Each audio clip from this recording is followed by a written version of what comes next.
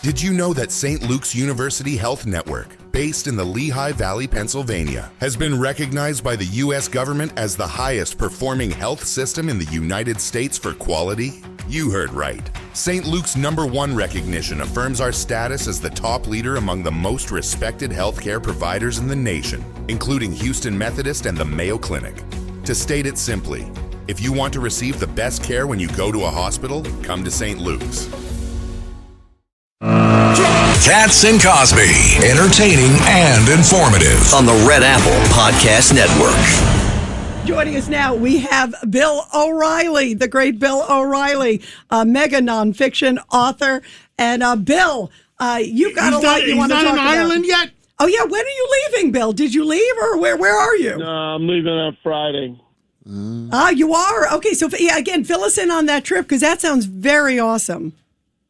Yeah, we're also going to go to London, where they're having a civil war now between the traditional British, some call them racist, and the immigrants, and it's pretty nasty.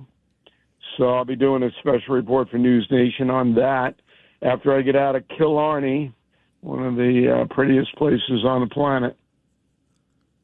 Well, that sounds great. And in the meantime, you obviously went to China. Everybody talking about this new news of him going and visiting, and China saying they agreed with President Trump. At least this is what President Trump has said, and they haven't disputed it, that Iran can't get a nuclear weapon, that they shouldn't be blocking the Strait of Hormuz. So where is this going with all this new news with President Trump? I don't really get anything out of the Chinese. I talked to them on the phone Wednesday. And, the Chinese culture, it's a different situation where we in America, we like to break the news, have the headlines, and discuss things. They don't do that in China. For example, if there's leakers here all over the place, and there always has been, if you're a leaker and you're found in China, they execute you. So, they're just not going to put out anything. I wrote a message of the day on BillO'Reilly.com and said the military action was, forthwith. And I did that this morning. I posted about 5 a.m. And I thought that it was going to happen today. And then about 3 hours ago, President Trump came out and said, no, I'm not going to do it today, because the Saudis and some of the other Gulf states have asked me to delay. There's new negotiations. How many times have we heard that? But it was on the board for today. And there would have been a bombing of all their communications facilities. So if you had a cell phone, you would not be able to get cell phone service in Iran. And they just cut them right down. They were going to do a whole bunch of military action, not infantry, but from the air and from the sea. I think that President Trump is doing a service to the world by giving it every chance. But at this point, the Iranians, they I don't know whether they care or not, or whether their country's decimated. And China's not going to do anything about it. China will say, yeah, we'll help out. Like what? What are you going to do? They never have. That's not what they do. So I'm not expecting Beijing to step in any meaningful way. Yeah, but it's not that the Iranians don't care about their country being decimated. It's a bunch of few individuals that are temporarily in charge.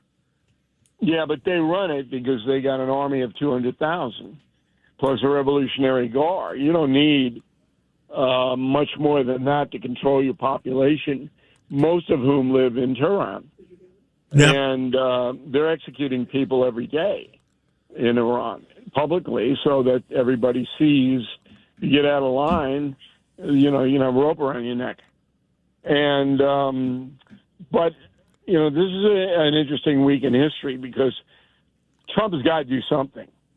Has to, because he's watching his legacy dissolve now, and that means a lot to him. Bill, you brought up communication sites, and a lot of people have talked about Karg Island and some of these others. Kind of describe what could have happened. And I guess, you look at some of the other key infrastructures. I mean, the IRGC, why not go after some of their main command and control? Because they don't know where they are. Right. That's a big problem. Right. One of the reasons it happened in the first place is because the Mossad had pinpointed where the mullahs were going to be. They were all in the same place. So we went in and wiped them all out. And then now there's more mullahs, no shortage of mullahs in Iran. And it's not that easy. It's a hard play. I understand it. I've been to that area. I covered the wars in Afghanistan and Iraq, and I've been there. I know what it is. Because they play to their, what they call the Arab street, and they don't want to be, seen as weak and all that. But I think there's a chance now with all the Arab states aligned against them. They don't really have any friends, Iran. Anybody, maybe Putin, but Putin's got his own problems over there. But no matter what, President Trump knows he's got to do something. You just can't allow it to go on much further. Yeah, I agree. I mean, he looks at all the numbers. He looks at the time. And also, on the flip side, it looks like the Iranians, Bill, are just buying for time. I mean, they're just kind of keep straggling. This is what they do. And also, they know the politics here in the United States. How much do you think that that's their equation? Well, if they come in with another foolish solution, then President Trump is just going to basically show it to all the Gulf states and go, enough, we had to move in. And that's what will happen. So Iran's right on the cliff now, right on the dagger point. And they got to come in with, and it's very simple. You got to stop your Iranian enrichment. Got to let inspectors come in there on a routine basis to see what you're doing. And then you got to get out of the Straits of Hormuz and let international traffic. That's it. This is not very complicated as far as what Iran has to do. And the fact that they haven't done it yet, very disturbing. Judge Weinberg. Bill, what about cutting off support of these terrorist networks? The Houthis, Hamas, Hezbollah. How about that? How about Trump's commitment that help is on its way, we have your back? What about those? Aren't those issues as well? Judge, you can't really, I don't want to be pessimistic here, but these are people who live in tents, okay? It's not a central authority. Even Hamas, they just live in tunnels. So, yeah, they're going to get cut off to some extent. They've already been. But can you rely on that as a solution to the problem? I don't think so. There's always going to be worldwide terrorism, unfortunately. That's one of the reasons I'm going to London. Because the British government is befuddled. They don't know how to handle it. And so the country is now divided between the people who go, look, you're wrecking our country. We got Sharia law all over London. We got people who won't integrate, who won't obey the police, who are anti-Semitic. That's huge.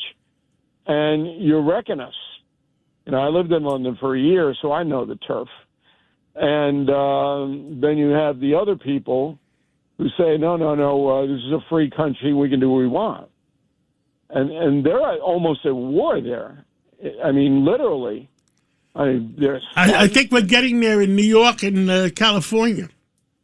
It's possible, but we don't have the population that they have as far as Islam is concerned.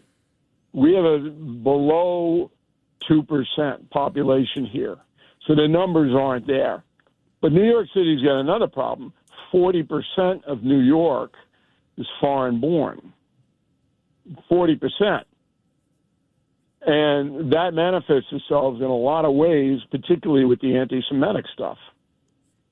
So all over the world, Israel is despised almost by everybody. And it's horrible if you know your history. My God, these people don't have a right to protect themselves? Insane. But they are despised.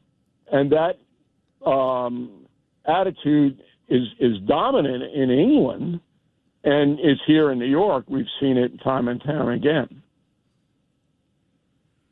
Well, you have the mayor of this great city announcing that he's not going to the Israeli Day Parade, and what he's going to do is recognize the so-called horrible day when Israel was first created in 1948. They have a term of art for that, which I have forgotten the name. Nakba or right. Yeah, they have a day where they celebrate or recognize it's a day of shame, a day of outrage, and with the founding state of Israel. They've never recognized the existence of the state of Israel created by the United Nations in 1948. They've had numerous opportunities throughout history to have a two-state solution. They've repudiated time after time after time. On October 7th, when they did have a ceasefire, they went to war. They slaughtered all those innocent people. And the people they slaughtered, by the way, were people on the left who were a bunch of peaceniks at a music festival. So much for a two-state solution. Well, the president has done the most to make that happen is President Trump. So very close to the Abraham Accords, very close to having normalized trade relationships with most of the Arab countries in Israel. And that's why Iran ramped it up. That's the core reason they ramped it up, because they don't want that. And as much trouble as they can cause to divert attention away from that, détente. Now, other presidents have tried. Arab Spring, Obama, Carter tried, got humiliated. But Trump's been the most effective in bringing the Arabs to the table and saying, look, what good is this doing you? It's not doing you any good. So let's knock it off. And he was so close. Yeah. And the thing that bothers me is if you go out on the street and you ask New York City school children about Israel, they don't know anything about it. I mean, they don't know. I mean, I wrote a book called Killing the SS, and you had 6 million Jews murdered by the Nazis, but you had another 5-6 million Jews who had nowhere to go. Nowhere to go. No hometown. Everything was obliterated. Well, where do you expect them to go? All right, and they were still being terrorized by Eastern Europeans. That didn't go away, even though the Nazis were defeated. Nobody really wanted the Jews, including FDR. And so what are they supposed to do? And then when they get there, thanks to Winston Churchill and Harry Truman, those are the two titans that made it all happen. Then they're under the gun, literally, from then till now, with people trying to destroy them. And the New York Times and all the stuff that we're seeing played out on a daily basis. Well, I mean, come on, just use your head. You had nowhere to go. Most of their population was murdered, and you're giving them a hard time because they're in the desert? Come on. Bill O'Reilly, I hope you'll be calling in from Ireland and London and keeping all America informed of what the heck is going on. Yeah, I hope I'm not banned in London. You know, they're banning people now that speak out and they don't like what they say. Uh-oh.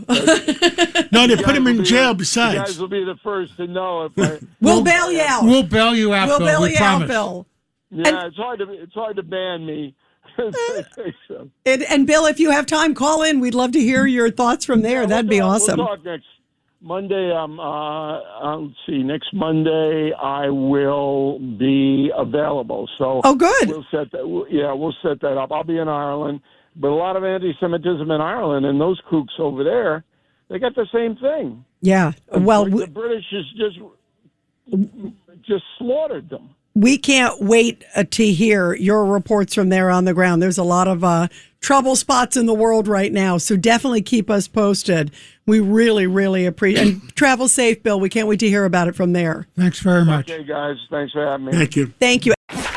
Get ready, Staten Island. It's time to celebrate 5 years of Ferry Hawks baseball. Tuesday, May 19th at 10:30 a.m., it's morning baseball.